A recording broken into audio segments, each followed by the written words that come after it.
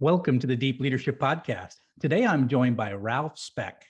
Ralf is the co-founder of Spark44, a global marketing communication company which grew under his leadership to over $100 million in revenue and 1,200 employees. He and his fellow co-founders built a company with a high level of creative performance, as well as strong employee engagement and satisfaction. He is the author of a new book coming out this year called Building Corporate Soul, with the express purpose of making soulless companies a thing of the past. Now, if you're a longtime listener to the show, you know I talk about the soul-sucking nature of many corporate jobs. So I am excited to have him on the show to talk about this very interesting topic. So Ralf, welcome to the show. Well, John, thank you very much for having me. It's my pleasure.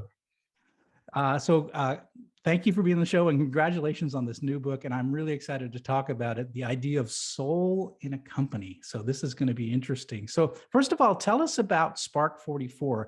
You know, it's a company you built from scratch. And what was so special about the culture of that company? And when did you realize that it actually had a soul? Well, the company was a joint venture with Jaguar and Land Rover, basically in charge of all the marketing communications across the world. And I had the lucky situation that I was part of a 5-founder group of people who basically got this off the ground back in 2011. And I think the first moment when I felt this was going to be special was when we finally got the handshake that, okay, we're going to do this, it's going to happen. And the 5 of us were sitting in a room in London of a befriended agency, and we said, "So, okay, now we're ready to go. How are we going to do it?" And culture was one question that we discussed, and it was actually one of these moments when you have, like, in our case, 5 people in a room, and all of a sudden there's silence. Because we were all contemplating, so how are we going to do it? And it's a tough question. And the way we actually tackled it was by flipping the question and saying, so how are we not going to do it? What are the behaviors in the company that we don't want to see? And we basically created that list very quickly, actually, and then spent an afternoon thinking about what do we have to do in order to construct the company to avoid these situations to happen. And that's what built the culture, or was what built the bedrock of the culture. And then obviously making sure living by these ideals and living by these propositions was what we were doing. And to the large part, I think we were successful in doing it. That created that culture. And I did not actually think about it as a company with soul in the beginning.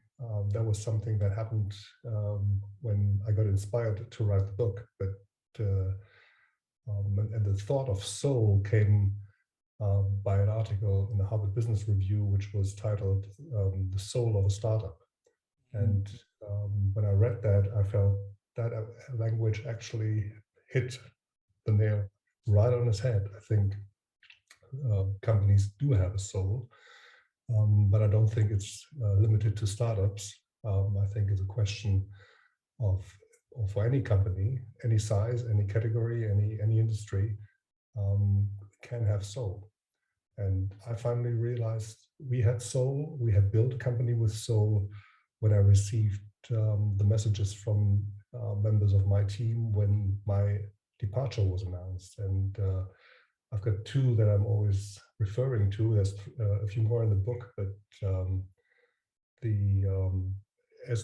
my departure was a bit of a surprise to everyone. The one message said, "Ralf, the respect that you have from me and the people of Spark44 will never ever change, despite the turmoil and shock. The MDs that I have talked to are saying the best way to show you the respect is to honor your mantra to let's get to work and make sure we keep things afloat," which I think is a testament to the leaders you have nurtured. And another one said, "Thank you for your continued belief in me. Thank you. I've accomplished things that I never have thought I was capable of. Thanks to Spark44, I have become a leader. You've given me the trust on the dance floor. You and your partners have achieved something incredible." That's when I realized we built a company with soul. Oh, that's really neat. That's special. You know, I spent 22 years in working in corporations. I spent time in the military, and now I have 6 years in a startup. And I would say that you kind of know it when a company has soul and when it doesn't. There's something special about a company that has soul. Is that what you feel as well too? Yeah, I think you sense if there's something that's wrong, you sense that very quickly. You also sense if things, I hate to say live in perfect harmony, because it's not about harmony, but living in perfect harmony doesn't mean it's always harmonious. Actually, I mean, I remember one situation. We had grown the company very, very quickly. In the first 3 years, we went from 80 people to 250 people, and then in year 3, and that was already quite something. And then we went from 250 people to 750 people in 6 months. That was when we also had an increase of 6 offices to 19 offices at the time, all within 6 months. So that was quite something. I think we all remember that very well. And we had our first leadership get together, and as you can imagine, there were many people who hadn't been with the company for longer than like a month or two. And Steve, who was the CEO at the time, and our initial founder, and I, in the middle of a pretty normal presentation that I think Steve held, got into an argument. And I said, Steve, it's just not right what you're saying. It's just that it's different. And Steve kept on talking and said, no, this is what it is. And I said, no, this isn't what it is. And we kept on talking. And a friend of mine compared it to like John McEnroe and Björn Borg in Wimbledon in this five-set Wimbledon final back 30 years ago. It was like the back and forth, ping pong, and it was very heavy. And for many people in the audience, this was a very special moment, because initially they couldn't believe what they were seeing. So they were either hired by me or Steve, more or less. And so they either knew him a bit better or me a bit better, but they couldn't digest what they were watching, such a heavy debate between the two leaders of the company. And finally, because we couldn't agree, we just stopped the discussion, got into a big hug and said, let's have a coffee break. And everybody was very relieved. And afterwards, we said, well, listen, actually, I mean, this wasn't staged. This was just happening. But it proved to us that the culture we had created allowed for everybody to have an argument about something. If they were convinced about something, just get it out and have the discussion. And that helped a lot of people to understand that our mantra, which was being bold, brave, and honest, was not just nice words on a PowerPoint, but actually reality in what we were trying to live. I love that. And because also too, the other thing, it shows, the leaders as being authentic, right? And so you're being your true self, and instead of having this meeting where everything is staged and, it's going to be properly communicated in a certain way, and everybody stays on script, you were authentic to your feelings, and it was consistent with the values of the company. And that's, I think when people see authenticity, they react well to it. They said, okay, well, this is who we are as a company. So it's authentic. It's not fake, phony, staged. It's real life, and it's real people having real debates. Good people can argue about the best ways going forward on any particular topic, and a company that allows for that, allows for people to have their authentic voice and to have their voice heard is one where people feel respected, that their voice matters. So I think demonstrating that on stage is a powerful way to do it. So that's great. So, if you look, you've been, this company wasn't the first place you worked. You've worked in other companies. You've consulted with a lot of companies. What's the problem with most corporations? Why do so many employees feel underappreciated, undervalued? Why are so many people leaving companies because they feel like there's no opportunities to grow? What's wrong today? Well, there's a piece of research that McKinsey have just issued in I think October last year, October 2021. And that piece of research, I think, tells it all when it comes to the perception gap between employees and employers. Because what the research states are the number of reasons or the key reasons why employees leave and the key reasons why that employers believe why employees leave, and they couldn't be any more different, right? Yes. So the top three reasons why employees leave are they don't feel valued by their organization, they don't feel valued by their manager, and they miss a sense of belonging.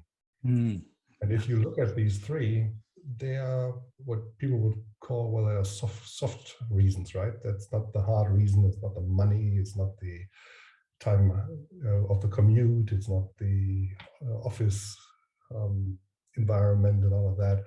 Is how they feel at work. So the emotional element is critical. Now, when you compare that to what employers think, why they believe employees are leaving, they say, well, they might be looking for a better job, the compensation was inadequate, or there might be poor health.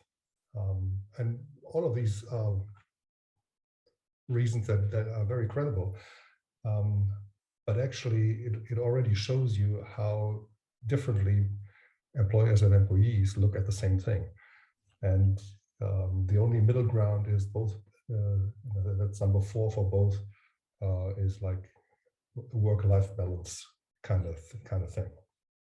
But actually being valued by the organization and being valued by the manager and feeling a sense of belonging. And I think that came through these statements that I just read to you that I received.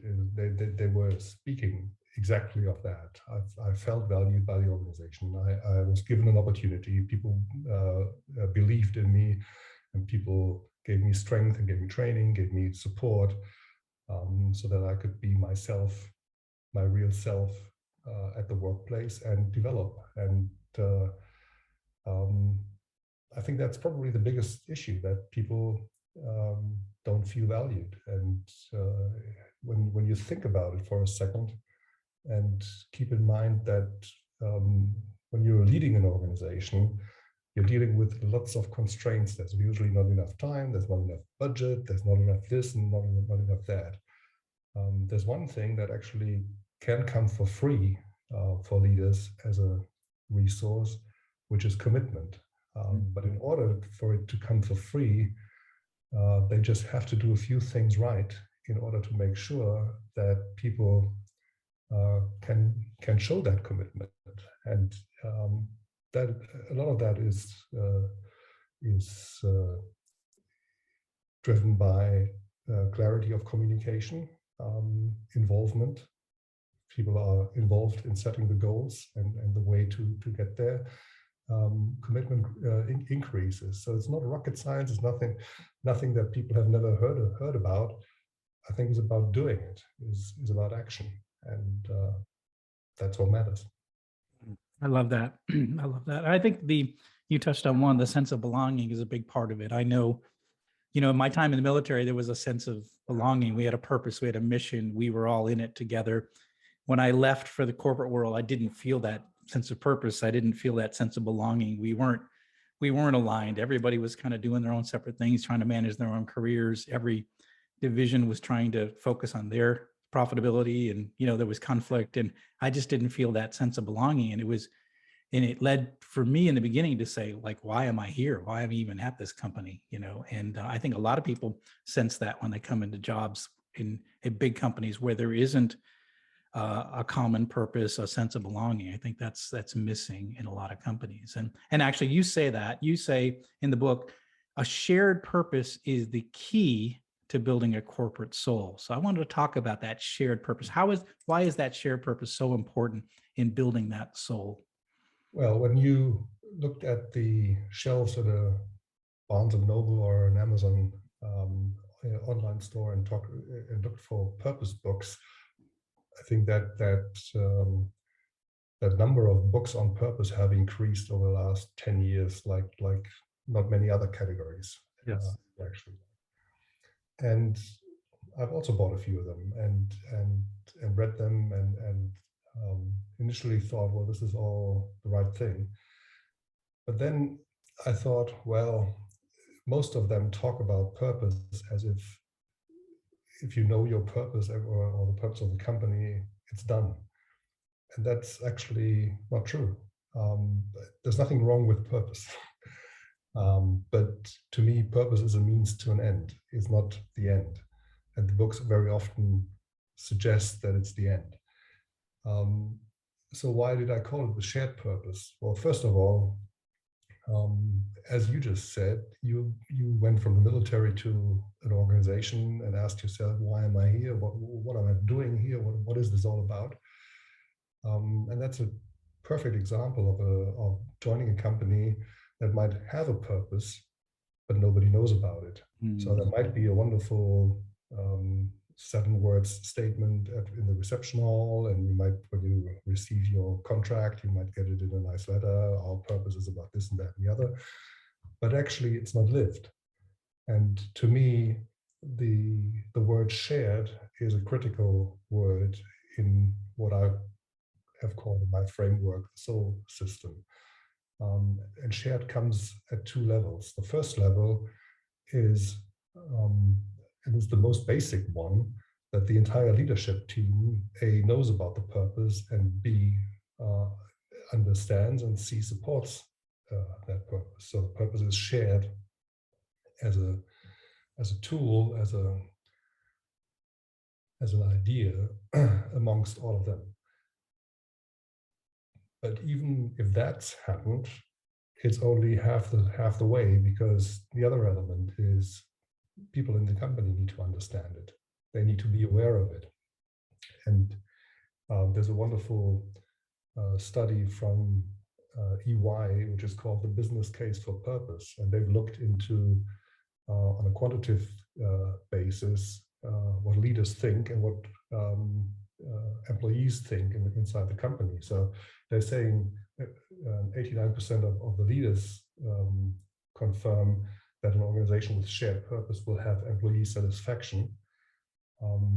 And then they say, my organization has a strong sense of purpose, only 46%. So 89% say it's the right thing, 46% it's happening here.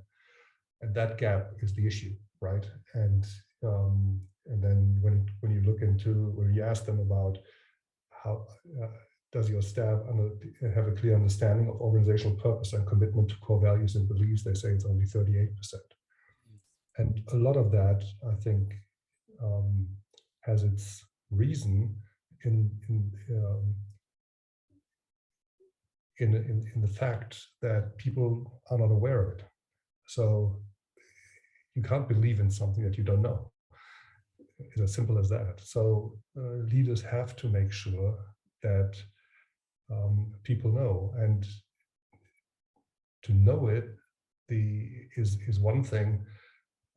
If you read it and you know yourself, I mean, you've read I don't know how many books, and same for me, and you might be able to put together a synopsis of 5% of all the books that you've ever read, and same's happening in business.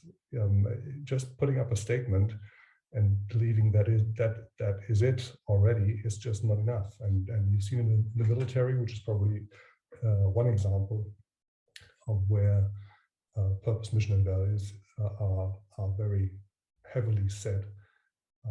Companies very often lack that. So the aspect of a shared purpose is critical. But once you have that, that's only the starting point. As I said, it's a means to an end. Then comes what I call the shared understanding, which is basically um, shared understanding of the key elements of corporate strategy. So what's the vision, what's the mission, which are the values, and what's the spirit. Spirit is something that I often don't see in literature as a space. I believe is very critical, because to me, spirit is the intended corporate culture. So if you're setting up a company or you're leading a company and you see a culture that has aspects that you think are not right, you got to start describing what you believe is right. And because to me, corporate culture is what it is. Spirit is what it's supposed to be. And ideally, obviously, the two are pretty close with each other. But then, and that's coming back to this notion of making it easy for people to understand what the purpose is and where the company wants to go, is what I call the shared behaviors. Because if these behaviors are so clear and they're happening inside the company in many areas of the business. So as an employee, even if you don't want to see it, you can't avoid seeing it. So it's just your colleagues are doing it this way. This is how promotions are handled inside the company. This is how new hires are being made. This is even, which is obviously the not so nice part of the story, when people are asked to leave, this is how this happens inside the company. It's all these codes inside a company that basically build the culture, and if they are in sync with what the purpose is and what the corporate strategy elements are, then I think you're very close to having a company with soul. And the people to ask whether you get a company with soul are the employees, not the leaders. The leaders, I mean, I just had an email the other week from someone who liked my vision of making soulless companies a thing of the past, and said, well, actually, I think we have a company with soul. And I said to them, well, congratulations, that's great. But I'd rather have your people tell me that than you tell me that, because Right. You might have a different view on it, and your people might not see it. So it's a big topic, and there's some theory that is required to get things right when you get into it. But the theory is only there to make sure that the reality and the everyday inside the company has its space, or defines the space in which it's happening. Yeah, I like that. As a leader myself, as a CEO of my company, how do you, like you said, how do you know that there's sync between the spirit or the intention and the actual, behaviors that are existing? And I remember in one case, one of our shared values is that we watch out for each other, we keep each other safe, I run a manufacturing business, so we watch over each other, we keep each other safe. That's one of our values. And I remember we had a stand-up meeting one morning, and one of our longstanding employees just announced that she was pregnant with her first baby. And I looked around the room and everyone was crying. Everyone was so excited for her. And being someone coming from corporate, where there sometimes wasn't a soul, to an environment where people were crying out of joy for one of our employees who just announced she's having her first baby. It was just like, I'm seeing that soul. I'm seeing what our values were played out in real life. And when you see those little glimmers of that as a CEO, you're like, this is it. This is exciting. This is, maybe we're moving in the right direction. Maybe we do have some of those behaviors that we had intended to set when we started the company. Yeah, and as you know, being a CEO and running a company, sometimes it's a very lonely moment. Yeah. That you face, especially when things are not right, or there's something happening that isn't exactly what you had thought should happen. But I think you understand and you see from those moments when you think you're the loneliest man on the ship, as I see the ship spin behind your back. Um, there's a huge reward actually, Yeah. that comes when you see it happen, and and uh, and that is something that is very important to capture. It's not just only important for yourself, as it obviously it's definitely a feel-good moment. It's actually, I think, very important to capture for the entire company, and to put it to words so that people also understand what they have just seen. I like that. Because I mean, I've seen two things happening. One was when new employees were coming, and they had been in other places. Um, they very quickly gathered there was something different here, and it played out differently, it felt differently. And at the same time, obviously, there were also employees leaving the company because they were pursuing other opportunities, and that was fine. And even as I think we had a great sense of belonging, there might have been people that didn't feel that sense of belonging, because it's never 100%, as you know. But what was interesting to me was when these situations happened, when people were leaving, others who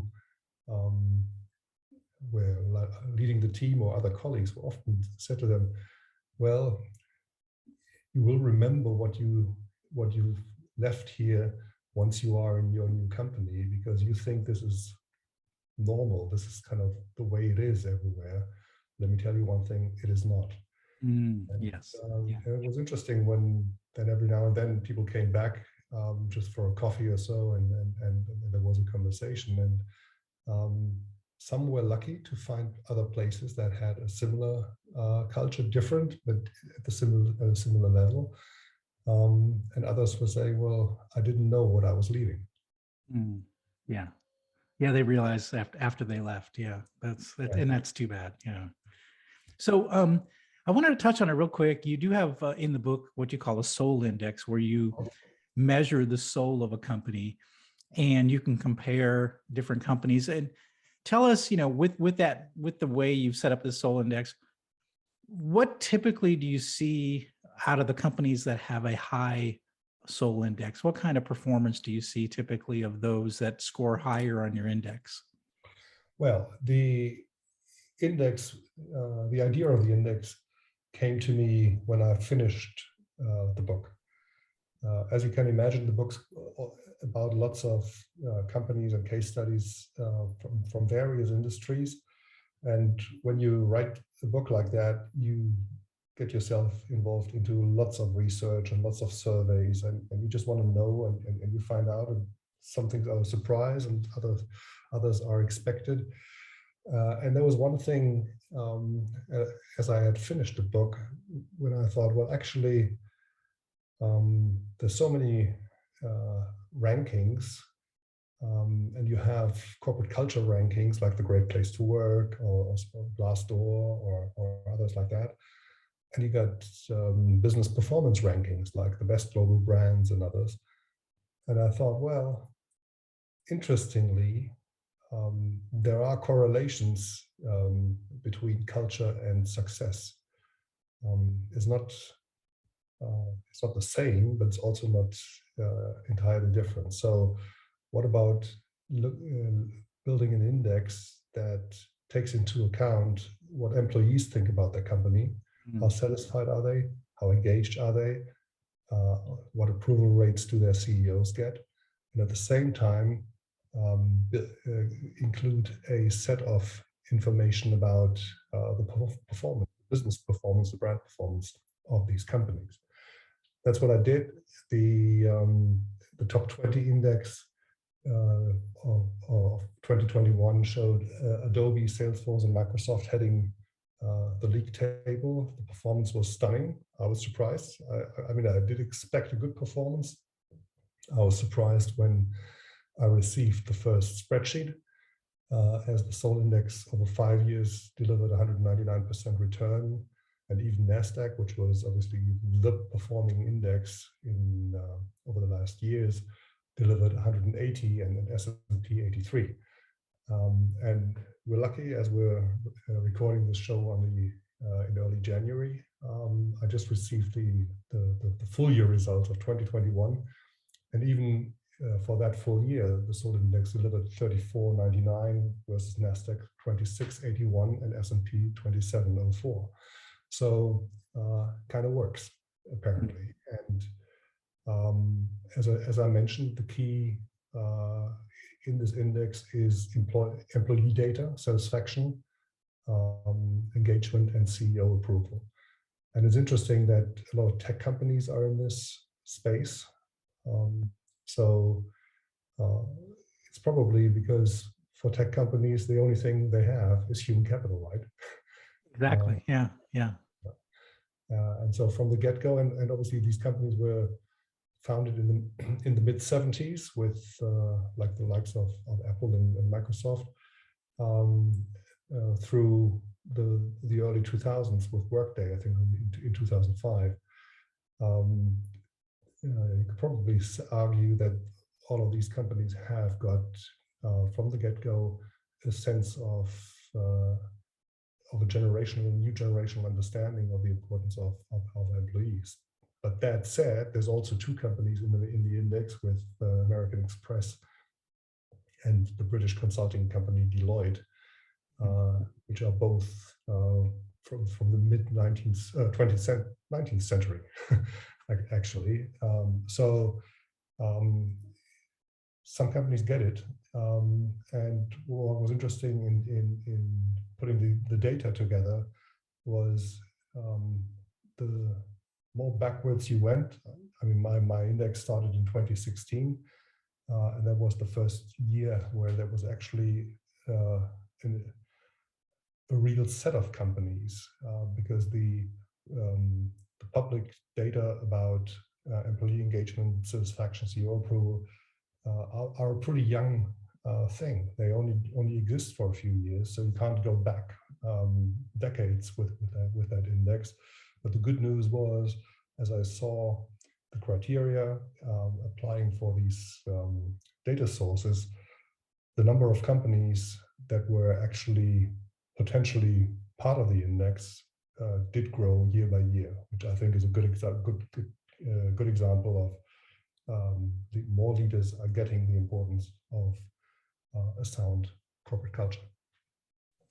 That's great. Well, so, and you've got in the book, you've got a list of the kind of high performing companies and what kind of, financial, results come from having this high, high Soul Index as well too. So, which is very interesting.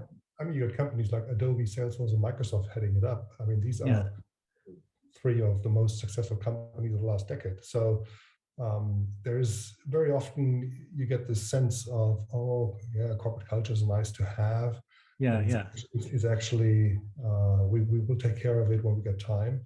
And those companies, and Microsoft's probably the most interesting one, because of the changing corporate culture with the leadership shift back in 10 years ago.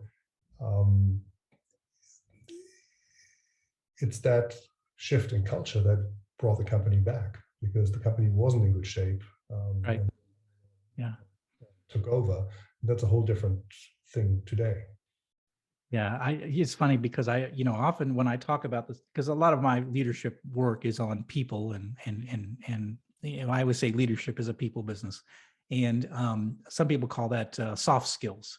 Mm-hmm. But as you have found out, as your data shows, is that if you manage the people well, and you create, if you create the right culture and these shared values and a sense of belonging, it actually leads to good financial performance as well too. So the two are related, right? Yeah. So it's not just soft skills for the sake of soft skills. If you do soft skills right, the hard numbers typically follow. True, absolutely true. Yeah. I love it. So, we have a lot of people listening to the show that might be middle managers in their company. They might be, maybe they might find themselves like running a division or running a department or running a factory, running a call center, and they might consider the company they're working for kind of a soulless company. Can someone in middle management, create soul in their own, sphere of influence? Can you, if you work in a soulless company, can you create a department or a division with some soul in it? Well, yes, you can. And I think if you are in this position and think you want to do it, go ahead and do it, because it's definitely a good thing to do. But as you can imagine from the way I'm talking about it, I'm not 100% convinced that it's the most sustainable solution. You got to be conscious of the fact that what you're doing might not have a long shelf life, because you might leave, somebody else might leave inside your team, or others are leaving, and things will change quickly. I think what is really critical, if you have a sense of we need to improve the culture here, and if you're saying, well, I got to start it at least in my space so that I think we got the right culture, and that's a good thing to do. There's nothing wrong with it. But ideally, I'd suggest you do two things at the same time. One is you start that approach, and see where it takes you, and see where it takes your team or your department. But secondly, you start a discussion with your manager, your lead, your director, whatever the organizational structure suggests, and create awareness for what you're doing. So don't do it kind of in secrecy. Do it in the open. And one of the things when I talked about commitment that are important is making sure people understand what actions delivered which results. Be open about it, and create an atmosphere of transparency about both the goals and the achievements. And when you do that, share them wider than just in your group. Don't make the mistake to be focused just on your team and say, oh, we've done great, and become an even more insular solution inside your company. Share those results, those initial marks of success with your leaders, and make sure they understand that these aren't just marks of success because the team has just done a great job on this or that or the other, but that these are marks of success based on the different culture that you've tested in your company's team, and make it something the company can learn from, and find allies, find people who look at what you've done and say, well, this is actually interesting. How can we do this together? And so build it bottom up. But I warn you, don't get too excited. Bottom up in this space is something that very rarely works. You've got to find and got to seek commitment from your leaders, and make sure they understand that what is happening is actually great for the company, and is something that is worth exploring for the wider company, and not just a single team or two single teams inside the company. If that happens, I think you've got a perfect formula to actually enhance the culture inside the company, build a culture of high performance and success, and one where people feel that sense of belonging, and feel valued by the organization, and feel valued by their manager. And if you're there, then I think you've done a great job. I love it. That's great advice. So Ralf, how can people find out more about you and this book? Well, the book's out in just a few weeks in late February, early March. And that's available everywhere we can buy great books. So it's also going to be available as an audiobook. And there's a website which is called buildingcorporatesoul.com, which features all the news about the book, great podcasts like yours, and always updates on the Soul Index, because that's obviously going to change once a year, and find out more what's going on in the sphere. Oh, that's great. We will put that link in the show notes for everyone listening in their cars, and you want to go back and you want to find that. We'll put that link in the show notes. So, Ralf, it's been great to have you on the show. Congratulations on this new book. I'm excited about it. I think you're talking about something that is needed these days. Your vision of, as you mentioned, to make soulless companies a thing of the past. I love that. I love hearing that. And I love what you're doing. And I think this is a really exciting topic. So thank you for coming on the show and sharing all of your insight on this topic. Thank you, John. It's been my pleasure. Well, that's it for today. Thank you for listening to Deep Leadership. If you like this podcast, please subscribe and share so we can continue to build a world with better bosses. Until next time, this is John Rennie saying take care and lead well.